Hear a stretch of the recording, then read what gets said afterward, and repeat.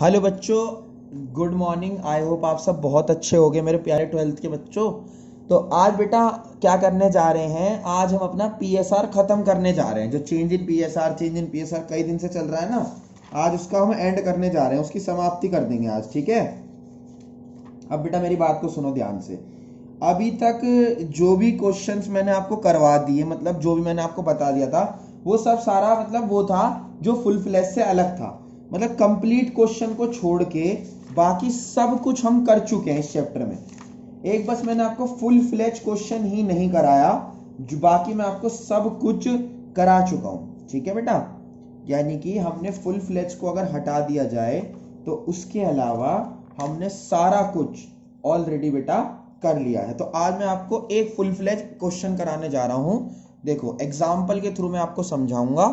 Full flash का format मैंने आपको, जो वीडियो मैंने लास्ट दी थी आपको कंप्लीट रिवीजन से पहले वाली थी, तो अगर आपको फॉर्मेट ना आता हो तो भैया वो वीडियो पहले देखना और फिर इस क्वेश्चन पे आना। चलो स्टार्ट करते हैं।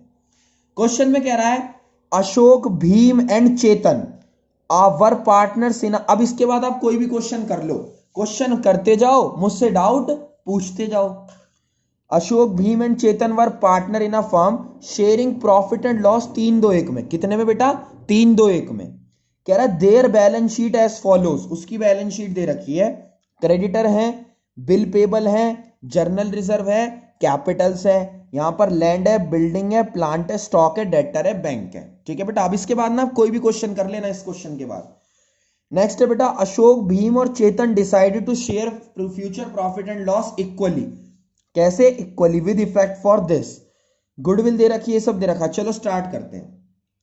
सबसे पहले बेटा मैंने आपको बताया था अगर जर्नल रिजर्व हो, इधर आईएफआर हो, डब्ल्यूसीआर हो, तो वो बढ़ जाता है। देखो तो सबसे पहले तो आप लिखो, देखो 3 स्टेप बनेंगे, revaluation account, partner capital account, और लास्ट में बनती है आपकी बेटा बैलेंस शीट। क्या बनती है बेटा? Balance sheet. अब सुनो, सबसे पहले आपको ये दे रखे बैलेंस 2 लाख, 1 लाख, 50,000। तो आप सबसे पहले क्या करोगे बेटा?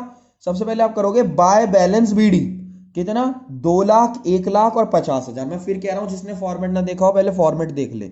फिर जर्नल रिजर्व, जर्नल रिजर्व हो, आईएफआर हो, डब्ल्यूसीआर हो, या कोई सा भी रिजर्व हो, वो ओल्ड रेशियो में बढ़ जाता है। किसमें बढ़ जाता है बेटा? ओल्ड रेशियो में। तो बाय जर्नल रिजर्व 60,000 था, 3-2-1 यानी 3/6, 2/6 और 1/6 बढ़ जाएगा बेटा 30,000, 20,000 और 10,000 आएगा। ठीक है बेटा, आगे सुनो। नेक्स्ट कह रहा है गुडविल ऑफ द फर्म। ऊपर कोई एडजस्टमेंट नहीं बची, नीचे आओ। कह रहा है goodwill of the firm valued at 3 lakh rupees. Goodwill कितनी है बेटा फर्म की? 3 लाख रुपए। तो ये तो पता है बेटा आपको कि पीएसआर के अंदर गुडविल जो है वो कैसे जाती है बेटा? गेनिंग टू सेक्रीफाइसिंग जाती है। तो देखो इसने निकाल के दिखा रखा है। पहले आपको पता ही है, कोई सा भी रेशो आप यूज कर लो, एक का गेन आएगा, एक का सेक्रीफाइस। तो इस क्वेश्चन में चेतन का तो आ रहा है गेन और अशोक का आ रहा है सेक्रीफाइस। कैसे निकालोगे? कोई सा रेशो यूज कर लो। गेन रेशो यूज करोगे तो new minus old, sacrifice use करोगे तो ओल्ड माइनस न्यू। ठीक है, और सेक्रीफाइस करते वक्त माइनस में आता है तो गेन, और अगर गेन निकालते वक्त माइनस में आता है तो सेक्रीफाइस। तो बेटा चेतन क्या कर रहा है इस क्वेश्चन में? चेतन कर रहा है बेटा गेन और अशोक क्या कर रहा है? सेक्रीफाइस। तो 3 लाख का 1/6, 3 लाख का कितना बेटा? 1/6, 50,000 आएगा। अब सुनो एंट्री क्या होती है बेटा? एंट्री होती है, सुनो, चेतन गेन कर रहा है तो चेतन का कैपिटल अकाउंट तो होता है डेबिट, और जो पर्सन नुकसान में है, यानी नुकसान में कौन सा है बेटा? अशोक, अशोक का कैपिटल अकाउंट होता है क्रेडिट, क्योंकि गेनिंग टू सेक्रीफाइसिंग एंट्री होती है। तो अब देखो चेतन तो डेबिट में है, अशोक काय में? क्रेडिट में। अशोक किस चीज में बेटा? क्रेडिट में है। तो अशोक क्रेडिट हो रहा है किसकी वजह से? चेतन की वजह से। तो देखो बाय चेतन अशोक के कैपिटल अकाउंट में, और चेतन डेबिट हो रहा था किसकी वजह से? अशोक की वजह से। तो 2 अशोक चेतन के में। मेरी बात सुनो, एंट्री करोगे आप गेन इनटू सेक्रीफाइस 50,000 से। अब देखो अशोक क्रेडिट हो रहा है, यानी अशोक का फायदा हो रहा है, उसकी कैपिटल अकाउंट बढ़ रही, किसकी वजह से? चेतन की वजह से ना बेटा। तो सिंपल लेजर एंट्री है बाय चेतन उसके कैपिटल अकाउंट में, और जब वो चेतन जो है उसे डेबिट होना पड़ रहा है किसकी वजह से? अशोक की वजह से। तो 2 अशोक चेतन के उसमें। ठीक है बेटा, ये है। नेक्स्ट कह रहा है लैंड रिवैल्यूड हुई है 160 पे, 1,60,000 पे लैंड क्या हुई है बेटा? रिवैल्यूड। ऊपर कितने की थी? 1 लाख की, तो 1 लाख से 160 हो गई, तो ये तो आपका आता ही है रिवैल्यूएशन में बाय लैंड अकाउंट 60,000 बढ़ गई ना बेटा। Next creditor 12,000 were not likely to be claim. अच्छा, लैंड भी रिवैल्यूड है, बिल्डिंग भी कह रहा है डेप्रिशिएटेड है 6% से, बिल्डिंग 6% से कम हो गई, तो बिल्डिंग कितनी है 1,00,000, 1,00,000 का 6% 6,000, तो 6,000 से 2 बिल्डिंग। ठीक है बेटा।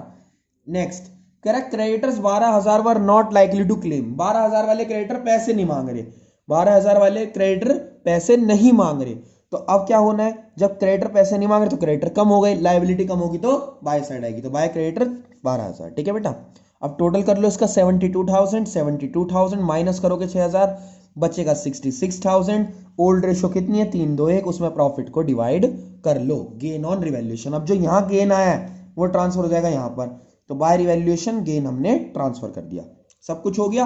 अब क्या करो, कैपिटल अकाउंट का टोटल कर लो, कैपिटल अकाउंट का क्या कर लो, टोटल कर लो, जो टोटल यहां लिखा है वो यहां लिखो, इसमें से ऊपर की एक आधी कोई एंट्री है, जैसे इसकी 50,000 है, नहीं है तो कुछ माइनस नहीं करना, निकल के क्या आ जाएगा बेटा, टू बैलेंस सीडी निकल जाएगा।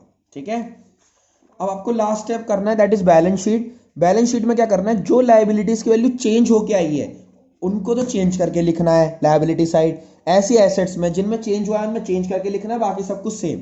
जैसे क्रेडिटर, क्रेडिटर देखो पुरानी बैलेंस शीट में क्रेडिटर की वैल्यू जो थी वो थी 1,00,000 रुपए, और नीचे क्या नाम है 12,000 के नॉट लाइकली टू क्लेम थे, तो यहां कितने के बचे, केवल 88,000 के। 1,00,000 के थे, 1,00,000 में से 12,000 तो क्लेम ही नहीं कर रहे ना, मांगे ही नहीं पैसे, तो 88,000 बच गए, 88,000 रुपीज। नेक्स्ट बिल्स पेबल में कोई चेंज नहीं आया, बिल्स पेबल 40 के 40 थे, तो बिल्स पेबल 40 के 40 आ गए। अब देखो जनरल लेजर तो बढ़ ही जाता है, क्योंकि जनरल लेजर तो हमने बांट ही दिया था यहाँ पर, प्लस अब जो टू बैलेंस सीडी आया है वो न्यू कैपिटल है, तो कैपिटल जो बैलेंस सीडी आया है 3,13,000, 1,42 और 21,000, अशोक, भीम और चेतन, वो आ जाएगा कैपिटल अकाउंट में। फिर आप इसका कर दोगे टोटल। अब आओ दूसरी साइड, लैंड में चेंज था, बिल्डिंग में चेंज था, है ना, इनमें चेंज था, तो जिनमें चेंज था, लैंड 1,00,000 की थी लेकिन 1,60 की रह गई, अब तो 1,60 लिख दो। बिल्डिंग पहले 1,00,000 की थी लेकिन 6% डेप्रिशिएट हुई थी, तो लिख दो 94,000। प्लांट सेम रहा, स्टॉक सेम है, डेटर सेम है, बैंक सेम है, टोटल कर दो, दोनों साइड मैच हो जाएगी, क्वेश्चन खत्म।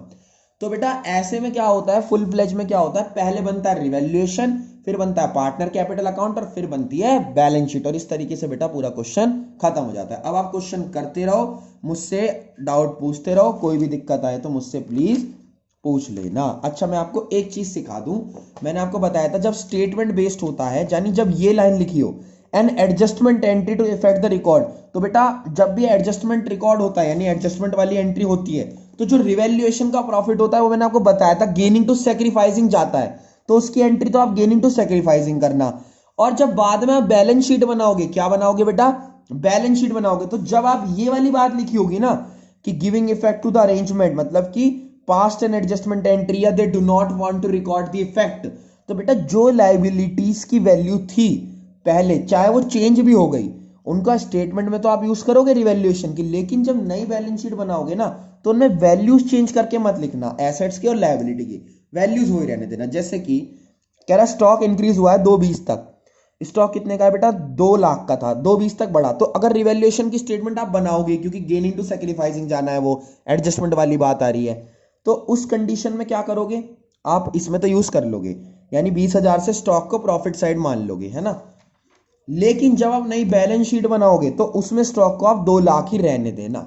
मतलब फुल फ्लेज के दो पार्ट हैं, फुल फ्लेज में एक तो था बेटा जो सिंपल क्वेश्चन मैंने आपको कराया, एक है जिसमें क्या नाम है एडजस्टमेंट एंट्री वाली बात आएगी, तो उसमें कुछ नहीं करना, प्रॉफिट तो रिवैल्यूएशन का जाएगा गेनिंग टू सैक्रिफाइस, बाकी जब बैलेंस शीट बनाओगे तो वैल्यूज सेम रह देना। बाकी कोई दिक्कत आएगी तो आप मुझसे पूछ सकते हो, ठीक है बेटा। Thank you so much, God bless you. और अब आप सीक्वेंस वाइज करना, सबसे पहले करना बेटा रेशियो के क्वेश्चन, फिर करना गुडविल के, फिर करना प्रॉफिट्स और लॉसेस के, फिर करना आईएफआर के, डब्ल्यूसीआर के, फिर रिवैल्यूएशन के, और फिर फुल फ्लैश, और चैप्टर आपका खत्म हो जाएगा, ठीक है बेटा। चलो थैंक यू सो मच बेटा।